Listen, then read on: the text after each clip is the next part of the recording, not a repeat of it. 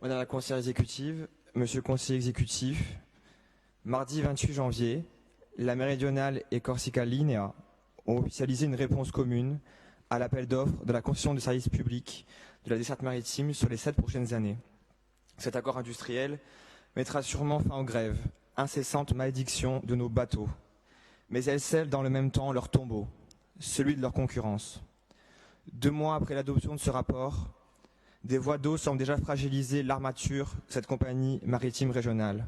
Son montage, bien complexe au niveau capitalistique, et sa maîtrise peu saisissable de l'outil naval, passant successivement de l'acquisition à la renonciation, puis à la location d'espaces capacitaires de navires équipés et armés, le laissait déjà présager. Gage d'innovation, garantie des droits du consommateur, la libre concurrence y fut noyée, sacrifiée sur l'autel d'une promesse de campagne.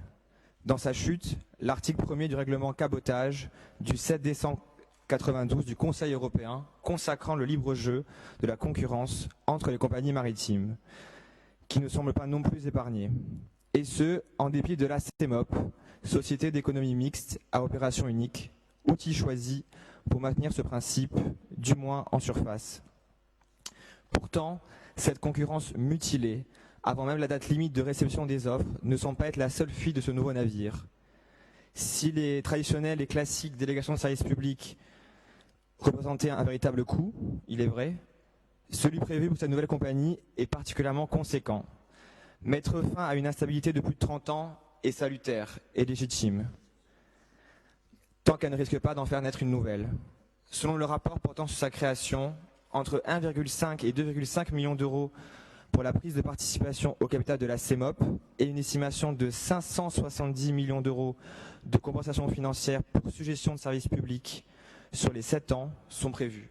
Ce coût global demeure significatif au regard du montant du seul budget primitif de l'ensemble de la collectivité de Corse l'an dernier, à savoir 1,278 milliard d'euros. De manière à préserver un équilibre budgétaire essentiel au maintien de toute puissance publique, quelles seraient les possibles sources de financement d'un tel dispositif? Pour ce faire, quelles seraient les économies envisagées au niveau de l'Office des transports de Corse et au niveau de la collectivité de Corse dans son ensemble? Dans cette même logique, quelles seraient les garanties effectives et juridiques pour ne pas reproduire, et on les connaît trop, les mêmes travers et les mêmes dérives que la SNCM, société aux capitaux mixtes également? Quels sont les bouées de sauvetage prévues pour ce futur armateur? Je vous remercie.